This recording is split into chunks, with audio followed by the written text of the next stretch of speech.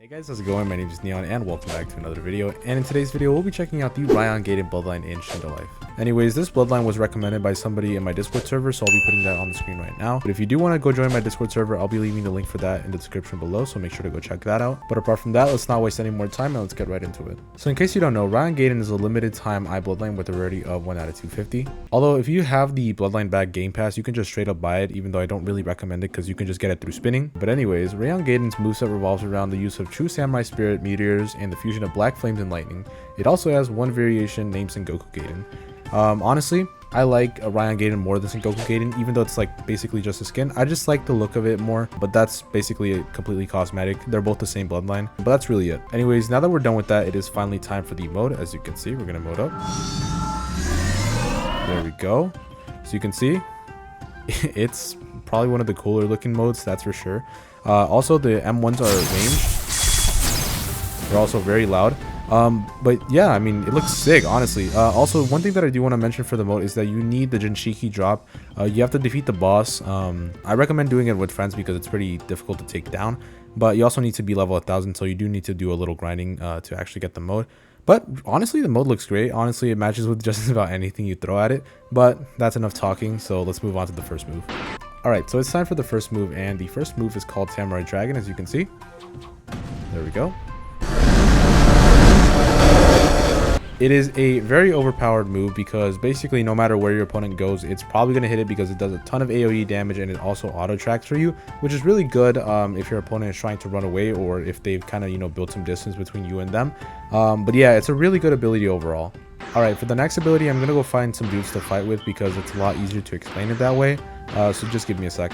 Alright, so here we are, and this ability is probably one of my favorite ones. It is called Meteor Inferno Blade, and basically, it is a point and click.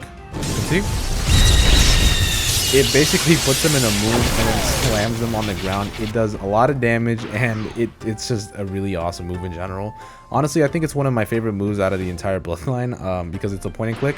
But just remember, point and click, you have to point or like aim at them, and then you have to click or press or mobile or phone or console depending on whatever you are on. But yeah, anyways, now it is time for the final ability. As you can see, there we go.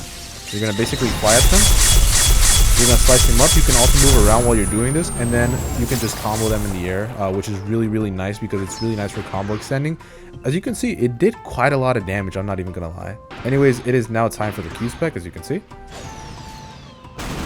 you basically just point at them, and it kind of like does like some AoE damage with that black kind of like flame. It does some burning damage too after you hit them, so it's really nice for dealing like a bit of damage even after you fight them.